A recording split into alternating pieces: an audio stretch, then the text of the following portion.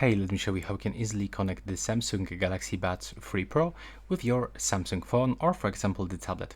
First of all, it's actually very important to charge your case, because if the battery of your case is on the 0%, you will be not able to use this button and enter for the pairing mode.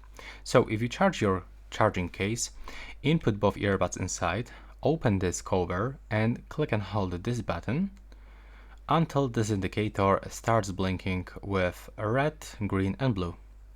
Now we can release, and as you can see in the most Samsung phones, we'll get this quick pairing. So all you have to do is just to tap on the connect button. Now you will have to just wait a little bit for this connection process, and now we are successfully connected. But it's also recommended to go into the Google Play Store, or if you are not logging into the Google account, you can go to the settings, open connections, open Bluetooth, tap on the settings icon of the Galaxy Buds 3 Pro and open the Galaxy wearable application.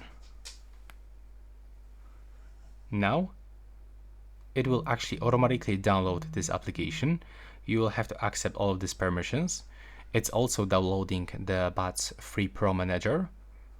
Now you can actually sign in into the Samsung account, but you don't have to, so it's your choice.